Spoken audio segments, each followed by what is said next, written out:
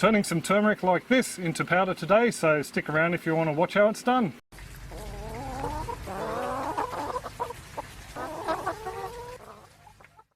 G'day folks, it's Rob here. I harvested a whole heap of turmeric just like this little fella here from the aquaponics a while back, and I've decided to turn it into powder just to give away to family and friends, and I thought I'd bring you along and just show you the process I'm using today. Now there are different types of turmeric, all with their unique medicinal qualities. I'm pretty much not going to touch on that today in this clip. What I've done is I've listed some links in the description below and you can check them out if you're interested in delving into the therapeutic use of turmeric a little bit deeper. Just quickly though, the type we are using here is called Curcuma longa. This is a variety we've been growing for about the last 6 or so years here in our little setup. As I said, this is from the aquaponics, but we also have a number of little patches growing in wicking beds and wicking barrels around the place as well. When it comes to processing the raw turmeric, I found two schools of thought online. The first one suggested boiling it first, as it helps the drying process, helps it dry out faster. It's said to relieve or remove some of the earthy undertones of the flavour of the turmeric, and is also recommended if you want to activate the therapeutic constituents within the turmeric itself. I'm no scientist, like I said, there's links below if you want to look into that. The other school of thought recommended that you just cut the turmeric up raw, laying it out on the tray and drying it that way. I decided to dry some out after it was boiled, as well as just some raw sections as well, just to see which we prefer to use in our cooking. The first 600 grams or 1.3 pounds of turmeric root was dropped into a pot, had a couple of teaspoons of bicarb or baking soda added into it, and then covered with water and brought to the boil. From what I've read on a few different sites and been told by Dave, thank you very much Dave, the bicarb is added to help preserve the colour in the root, so you get a nicer, more vibrant finished product. I let the pot boil for a few minutes and then reduced it to a slow boil for roughly around about 30 minutes all up. I think I also topped up the water probably twice during that half-hour period. Once the roots were soft enough for a skewer to pass through them easily, I put them aside in a colander, just let them drip dry, and then pop them aside for the next day when they'd go into the dehydrator. When it came time to slice up the root, I left the skin on as I saw no real reason to remove it. It's all edible.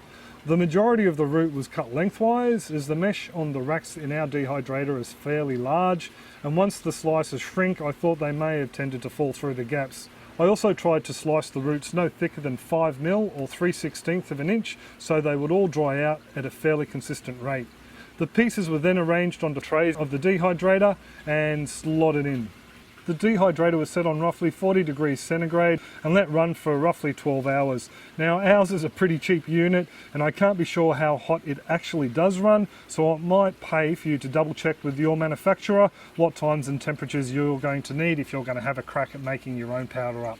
After a while it became obvious that some of the root was shrinking far too much and started to fall through the gaps in the mesh, so I slid a tin tray on the vacant bottom rack just to catch any that fell through. So once I was happy that the chips were dry enough, the next step of the process was to grind them up. Now I popped ours into our Thermomix kitchen machine and it did a great job at grinding up the root sections. I have used a small bullet blender when making up tomato and chili powders before, and I think that'd do just as good a job. You just need to keep the quantities down a little bit lower to get a nice fine powder. We processed the dried root in the Thermi for pretty much about 30 seconds, 35 seconds, and then ran it through a fine mesh sieve, 1 spoonful at a time, just to remove any of the larger chunks, which I think was pretty much all just leftover bits of skin. The rest of the powder turned out pretty fine. There were a few little gritty bits in there, but nothing too much to worry about. They'll soften up during the cooking process.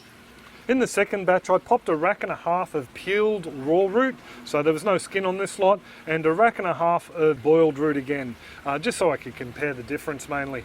Some of the boiled root was also peeled, and it ended up turning a lot darker around its exposed edges when compared with the roots that were boiled with the skin left on. They were added to the dehydrator for the same amount of time and at the same temperature as the previous batch. As I expected, the peeled raw root came out of the dehydrator with more of the traditional yellow colouring than the root that was boiled with the bicarb of soda. So once the roots were done, I separated them into the raw and the boiled, and they were processed separately in the thermo. So the ones that were boiled pretty much all went along the same lines as the first batch. I needed to sieve out the large chunks. The raw turmeric, on the other hand, virtually no large chunks whatsoever. There was a few large bits of grit, but that was about it. And I'm putting that down to the fact that there was no skin on this turmeric at all, so it just made a better, finer product in the end. We all did a bit of a sniff test of the powders after they were finished being processed, and we all agreed that the raw powder came out smelling like a fresh bit of root wood from the ground once it's harvested.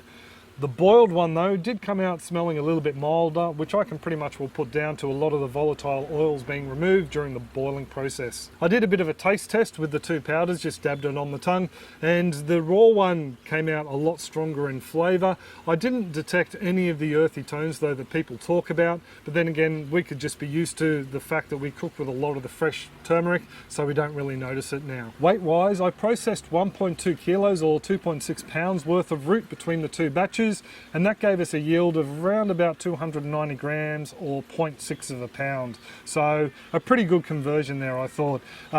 As for storage of the powder, it should last around about 2 to 3 years. I've read as a conservative figure. Other people have said 5 years it'll last that long. I suppose once the flavour deteriorates, yeah, you pretty much will want to replace it with a new batch, hoping ours doesn't last that long and we finish it off well before then. So I'm pretty happy with the way the powdering process went overall, and I think I'll be doing it a lot more with future harvests. At the moment, we're pretty much all pureeing the fresh root and then freezing it in little blocks. It takes up space in the freezer, so if we can dry it and put it in, containers, it, should take up a lot less space in the pantry.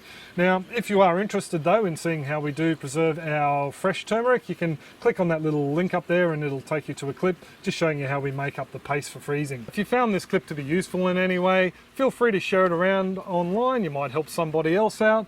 If this is the first time you've been to our channel, you can hit that little subscribe button up there and you'll be sent a notification whenever we post a clip on our backyard farm or aquaponics. Actually, we've got the ginger just over my shoulder there and another little stand in a wicking barrel down towards the hoop house that needs to be harvested soon. So if you subscribe, you'll get a notification and see those clips pop up. Also going to do one on how we process it for long-term storage as well.